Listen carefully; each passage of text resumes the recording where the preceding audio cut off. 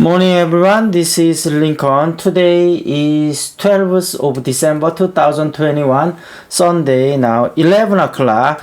This time I want to talk about 코오롱 생명과학에 대해서 말씀드리도록 하겠습니다. 엄마, 링컨 화이팅 좀 해주세요 한번.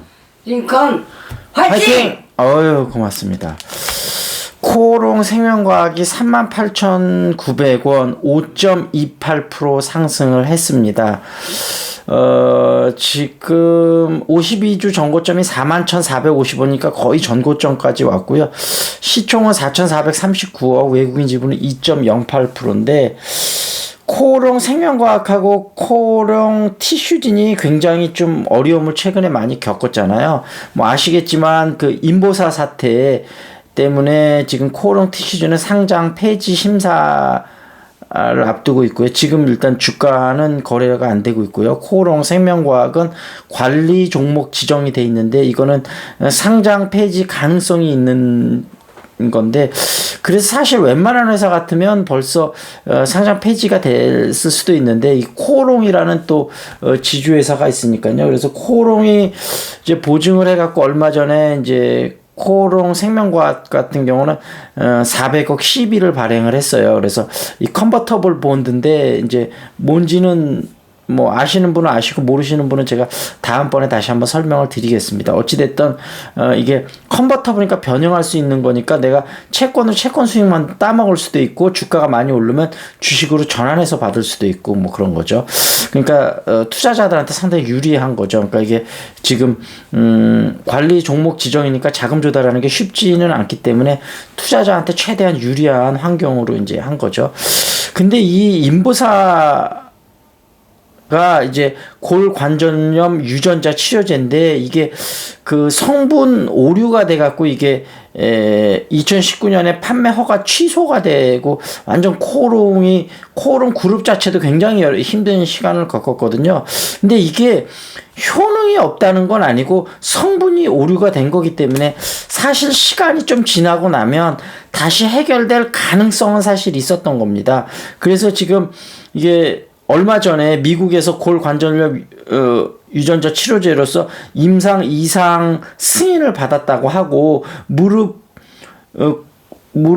골관절염은 3상이 곧 들어간다 그래요. 그래서 아마 지금 3상이 들어가는 걸 봐서는 어느 정도 효과는 있는 것으로 판단이 됩니다. 그래서 근데 이제 지금 적자 폭도 워낙 심하고 부채 비율도 높고 그래서 조금 리스크가 있는데, 사실은 이 제약바이오 쪽은 리스크가 좀 있는 종목들이 사실은 많거든요. 미래 성장 가능성을 보고 투자를 하는 건데, 그래서 이제 제약바이오 쪽에 투자하실 때는 첫 번째 공부를 아주 많이 하시든지 아니면 공부를 아주 많이 할 시간까지를 부족을 하시면 나름대로 공부하면서 일단 포션을 전체 포트폴리오에서 10%에서 많아도 20%는 넘지 않도록 그렇게 해갖고, 근데 미래 성장 동력이 좋은 거를 조금씩 잘 투자해 놓고 있으면 막 오를 땐 진짜 무섭게 오르잖아요. 그러니까 저는 코오롱 생명과학도 지금 만약에 이게 효과가 있다고 한다면 여기서 쭉 좀 더 갈 수도 있거든요. 물론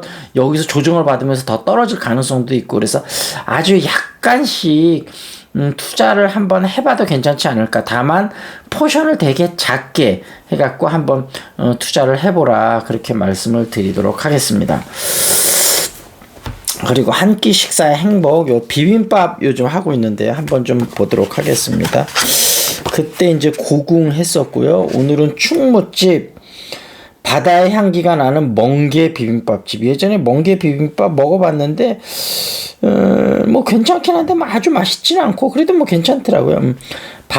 한 줄 평은 바다 내음이 물씬 나는 멍게 젓갈이 들어간 심플한 비빔밥과 칼칼한 칼치조림. 칼치조림은 저 상당히 좋아합니다. 근데 요즘은 칼치조림이 다 냉동 칼치라 그닥 맛은 없더라고요. 옛날에 진짜 그는 제주도에서 이 낚시로 잡은 은갈치 요걸로 갈치를 굽거나 조림은 진짜 맛있는데요. 경남 통영에서 1964년 문을 연 희락장의 아들이 서울 다동에서 대를 이어 영업 중인 집이다. 와, 64년에 문을 열었으면 되게 오래됐네요. 이게 이건 물론 서울에 있는 충무집은 2000년에 오픈했습니다만 그래도 20년은 훌쩍 넘었네요. 이게 1964년이니까 이거는 거의 뭐 60년 가까이 된 집이네요. 희락장 개업 당시 찍은 사진의 꼬마가 지금 충무집 사장인데 맛과 재료에 대한 자부심이 특별하다. 이 집 메뉴는 바다 냄새 일색이다. 멍게밥, 파래국, 멸치회, 안하고회 등등이다. 갈치조림 멍게밥을 시키면 우선 큰 그릇에 밥을 담아 멍게젓갈, 무순, 김만 얹어 나온다. 간단한 조리법으로 비빔밥의 새로운 맛을 선보인다. 중독성이 있다. 갈치조림이 같이 나오는데 칼칼한 맛이 멍게밥과 잘 어우러진다. 봄철에는 계절 음식인 도다리 쑥국이 일품으로 도다리 쑥국 멍게밥도 있다. 따로 포장해서 파는 멍게젓갈을 사서 집에서도 쉽게 만들어 먹을 수 있다.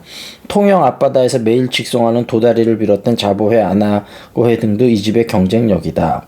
가격은 갈치조림 멍게밥 15,000원, 도다리 쑥국 멍게밥 25,000원. 가격은 좀 나가네요. 그래도 맛은 굉장히 있을 것 같습니다. 충무집.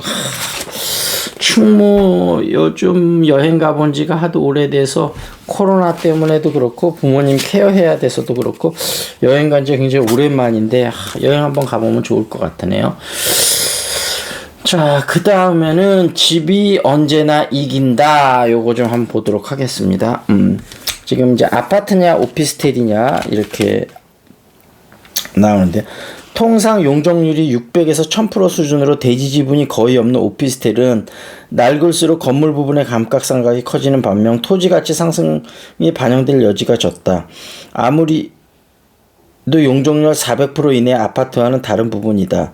아파트는 낡아도 상당한 토지 지분을 깔고 있기에 재건축이나 리모델링이라는 이슈가 있지만 오피스텔은 그게 없다. 재건축된 숱한 아파트를 보아왔지만 재건축된 오피스텔은 강남역 아크로텔 정도가 보기 드문 사례다. 거긴 그나마도 신규 오피스텔 분양가를 높게 받을 수 있고 종전의 오피스텔 용적률이 낮은 편이기에 가능했다. 다른 문제는 요즘 오피스텔 전용 면적의 크기다.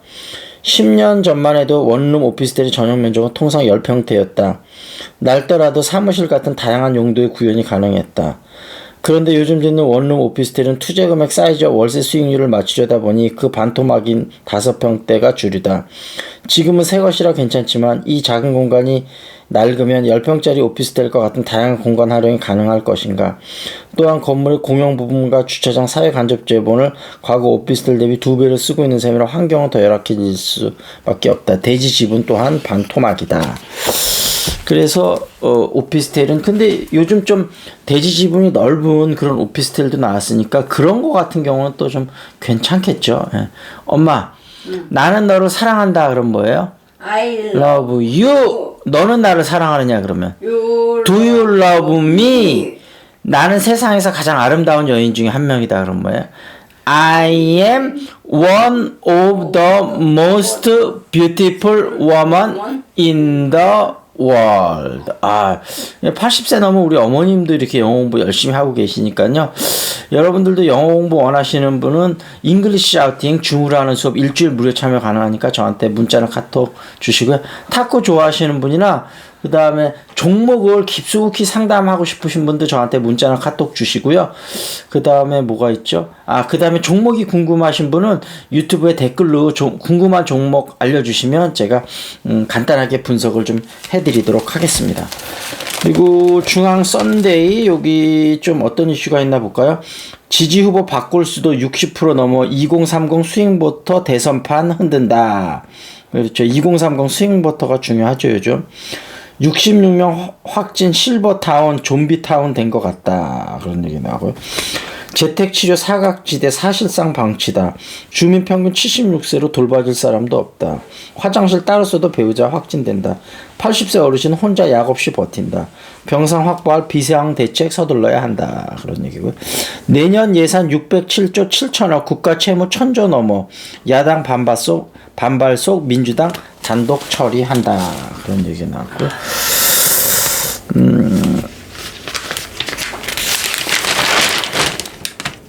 전략 마인드 갖고 큰 그림 보는 국익 외교를 해야 된다.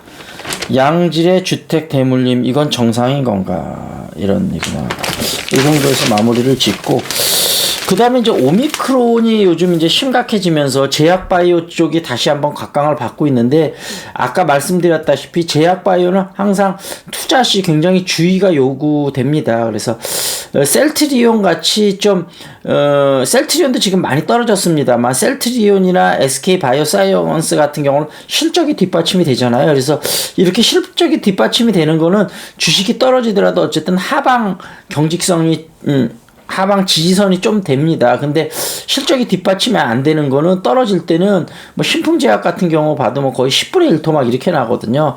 그러니까 셀트리온의 SK 바이오사이언스는 최대 많이 밀려단 50% 선에서는 지지를 받는데, 실적이 뒷받침이 안 되는 건 10분의 1 토막이 날 수도 있다. 그 가능성을 항상 염두에 두시고, 아까 말씀드렸다시피 굉장히 적은 포트폴리오 상에서 그거를 가져가시는 거를 좀 추천을 드리도록 하겠습니다. 실적이 나오는 제약바이오는 예외로 하고요. 자, 요 정도에서 마무리 짓겠습니다. That's it. This is Lincoln. See you next time.